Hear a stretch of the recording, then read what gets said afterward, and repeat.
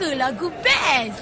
Demam teka lagu best? Bermula 24 Mac hingga 1 Mei ini, anda berpeluang memenangi sebahagian dari RM18,000 dalam teka lagu best. Jadilah pengirim SMS ke-7 selepas isyarat teka lagu best dikeudarakan ketika lagu sedang ke udara. Type best, jarak, PLB dan hantar ke 39111. Berikan judul lagu dan nama penyanyi dengan betul ketika penyampai menghubungi anda. Teka lagu best menangi sebahagian dari RM18,000 hanya di Best FM, terbaik untuk harimu.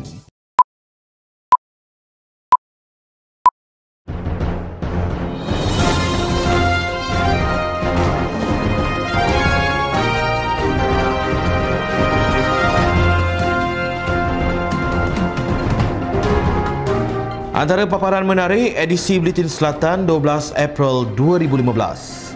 Konsert siri jelajah pentas Best FM 2015 di Danga Beach Club. Jimmy Puah antara 4 individu ditahan di perhimpunan #KitaLawan di Johor Bahru. Pindaan Akta Hasutan untuk wujud keamanan mutlak. Jana kuasa baru boleh penuhi permintaan tenaga elektrik yang meningkat. Dan akhir sekali, gadis maut ditikam bekas tunang. Assalamualaikum dan salam satu Malaysia. Memasuki hari kedua memperlihatkan lebih 1,000 pengunjung dan penonton dari setiap pelosok di negeri ini hadir bagi menyaksikan konsert yang julung kali diadakan. Para pengunjung dan pendengar setia Best FM mula membanjiri tapak Danga Beach Club berkenaan seawal pukul 8 malam bagi bertemu penyampai-penyampai radio kesayangan mereka serta menyaksikan persembahan artis popular. Okey, Assalamualaikum, Aizairi. Okey, kami sekarang berada di pentas Best FM 2015 yang sedang berlangsung di Danga Bay Beach Club Johor Bahru. Kepada anda semua datang beramai-ramai, ya memang best. Program hari ini kita ada beramai hati-hati dalam rekod yang terlibat bersama dengan kita. Antaranya Wonder Joker, kita ada Wana Ali Tak Mengapa, Haiza dan juga Zahiri pun ada bersama-sama dengan kita di sini. Memang shock gila datang ya. Okey Haiza. Boleh nak ke? Dengarlah Best Pagi Aizari Isnin hingga Jumaat 6 hingga 10 pagi. Okey, kita nak komen sikit lah pasal penonton yang datang hari ini memang sporting, heboh, terbaik, ramai. Pada malam tersebut, para pengunjung dihiburkan oleh artis-artis yang dibawa khas di bawah naungan Live Records. Antaranya Wana Ali dan dari kumpulan Loka, Azmarul Azwan, Dennis Chaldris dan ramai lagi. Halo, saya Azmarul Azwan. Malam ni di Danga Bay, peminat penonton sangat amazing dan Alhamdulillah hari ini dapat nyanyikan lagu baru-baru Kau Akhiri dan Best FM terbaik. Sementara itu, para pengunjung juga turut dihiburkan dengan celoteh para penyampai Best FM seperti Zairi, Haiza, Azhar serta Fiza Rahman. Yang paling best memang happening lah malam ni. Kalau tak ada sempat datang malam ni, jangan lupa esok dekat Kota Tinggi, sebelah malam dekat RTC Kulai. Saya Azhar. Dan saya Ika. Kami Azika. Alright, kita orang mengendalikan rancangan Best Petang dan juga Best Petang dan Best Top Hits. Alright, mengenai dengan pentas Best FM 2015, kita orang cukup teruja lah. Dan ini merupakan best sangat. Memang best Sangat-sangat best. Memang power gila. Buat julang-julang kalinya Best FM mengadakan pentas Best FM 2015 dan kita harapkan semoga pentas Best FM akan terus dikenali dan juga semakin ramai orang akan datang memeriahkan pentas Best FM 2015. Yes, dan kalau boleh tiap-tiap tahun kita orang nak buat, memang awesome. Dalam pada itu, pelbagai hadiah menarik ditawarkan kepada para pengunjung yang hadir pada konsert berkenaan, sumbangan produk minuman mahkota dewa serta Proton. Konsert hari ni memang best lah. Kena dengan Best FM punya ni lah. Saya tak boleh nak cakap sebab terlalu seronok kan. Macam mana dengan artis yang tampil kan? Artis pun so far semua okey lah. Senang, kita ambil gambar pun tak ada masalah. So overall semua okey lah, tak ada masalah. Konsert kau ni memang happening lah. Dah tu kira macam saya dapat info tu kan, dapat banyak hadiah kan. Tu yang saya test apa? Test join tu, dapat hadiah. Macam mana dengan artis yang perform hari ni? Kira macam okey lah. Macam lagu-lagu dia pun best juga lah.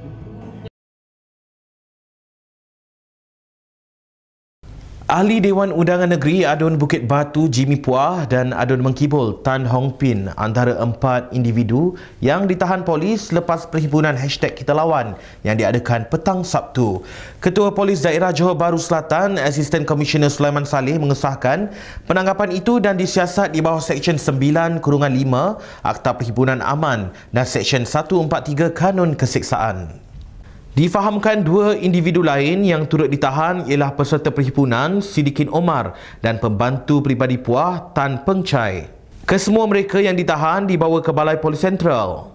Perhimpunan yang bermula kira-kira pukul 4 petang dihadiri lebih kurang 50 peserta berpakaian baju hitam dan membawa spanduk tolak GST, undur Najib, undur Rosmah dan Kita Lawan. Mereka dilihat berjalan sambil memukul gendang dan melaungkan reformasi. 4 orang dilihat memberi ucapan ringkas dan semasa ucapan diberi, peserta bertumpu di atas jalan raya dan persimpangan menyebabkan lalu lintas tersekat. Masyarakat tidak seharusnya melihat pindaan Akta Hasutan 1948 dari aspek teknikal perundangan saja, kerana pindaan akta itu dilakukan untuk mewujudkan keamanan mutlak di negara ini. Menurut Menteri Dalam Negeri Datuk Seri Dr. Ahmad Zahid Hamidi, pindaan akta itu juga tiada unsur menggantikan Akta Keselamatan Dalam Negeri ISA yang telah dimansuhkan. Ia adalah untuk mencegah masalah pada masa hadapan yang boleh mengganggu gugat keselamatan negara. Beliau turut menegaskan terdapat 4 aspek utama pindaan itu dilaksanakan, iaitu untuk menangani penghinaan agama dan penghinaan kaum di media sosial. Selain itu, 2 aspek lagi adalah untuk menangani masalah kumpulan militan yang mengajak rakyat Malaysia untuk meninggalkan negara ini dan menangani tindakan yang boleh menyebabkan kerosakan harta benda.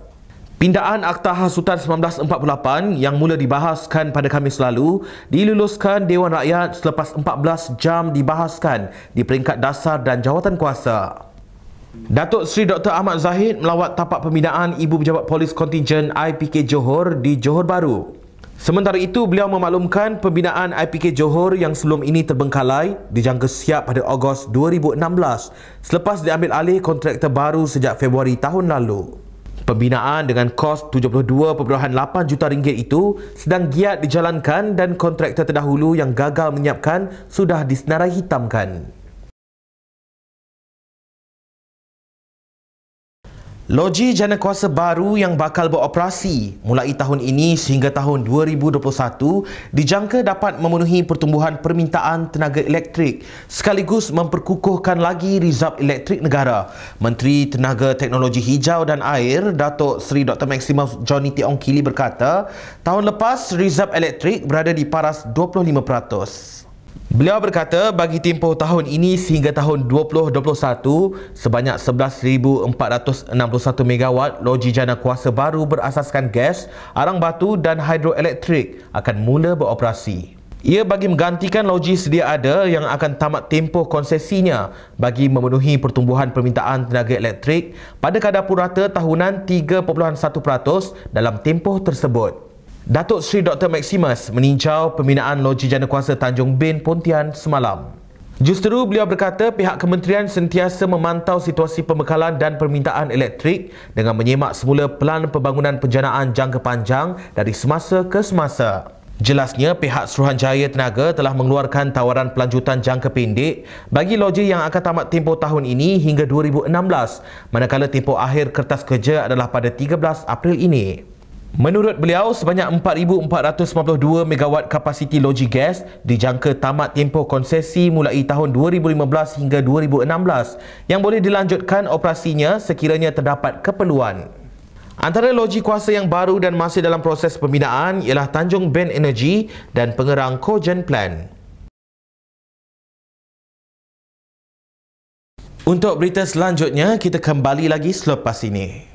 Saya memilih produk restoran ini kerana penghasilannya amat meningkat. Di kawasan yang bermasalah boleh meningkatkan hasil FFB di tahap yang optimum. Pilihlah baja biokimia Real Strong hari ini.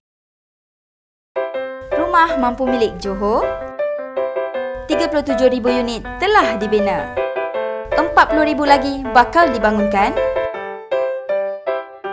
Terdapat di semua daerah negeri Johor. Peluang yang lebih tinggi, terbuka untuk semua kaum dengan harga yang lebih rendah. Pelan Suara Hati Johor, merakyatkan kerajaan, pembangunan pro rakyat.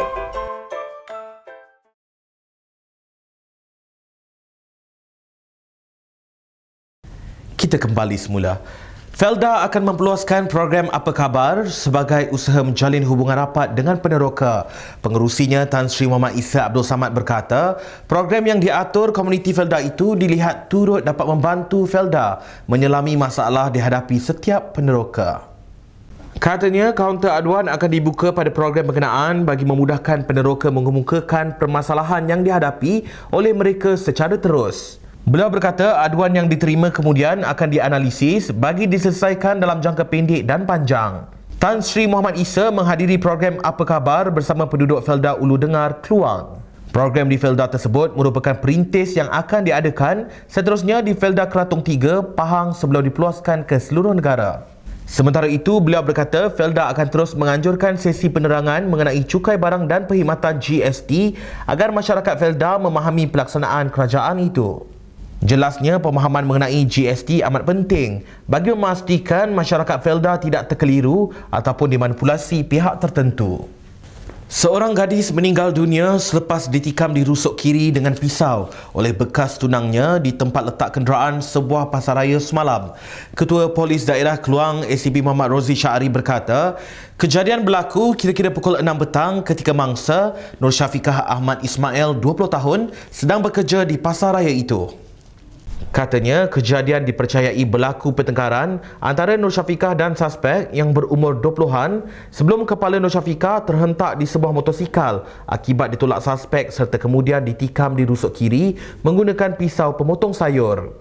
Menurut beliau, kes berkenaan dipercayai bermotifkan cemburu apabila suspek mendapati Nur Syafiqah yang merupakan kerani stor dan berasal dari Felda Ulu Dengar telah bertunang dengan lelaki lain dan bakal melangsungkan perkahwinan tidak lama lagi.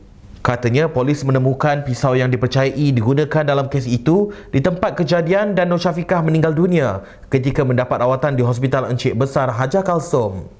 Pihak polis sudah mengenal pasti suspek dan operasi memburunya sedang dilakukan. Seorang lelaki ditemui mati lemas manakala rakannya masih hilang selepas dihanyutkan arus ketika mereka memancing di pantai Tanjung Resang, Mersing. Menurut Ketua Polis Daerah Mersing, DSPM Kumar, mayat Hanafiah Yusof 43 tahun dari Endau ditemui kira-kira pukul 3 petang manakala gerakan mencari rakan mangsa yang dikenali sebagai Supian berumur 20-an sedang dijalankan. Difahamkan Hanafiah dan Supian datang ke pantai tersebut pada pukul 10.30 pagi bersama dua lagi rakannya. Menurut DSPM Kumar, 3 daripada mereka kemudiannya memancing di atas batu besar kira-kira 80 meter dari pesisir pantai. Kira-kira 2 jam selepas memancing, mereka mula menyedari telah terperangkap di atas batu berkenaan akibat air pasang dan kemudian berenang ke pantai dalam keadaan panik. Namun, hanya rakan mereka yang berjaya sampai ke pantai manakala kedua-duanya dihanyutkan arus. Mayat Hanafiah kemudiannya timbul di permukaan air tidak jauh dari tempat kejadian. Sekian sahaja untuk paparan edisi Buletin Selatan hari ini. Terus mengikuti perkembangan kami di www.tvselatan.com.my dan jangan lupa untuk #kawan awak. Salam takzim.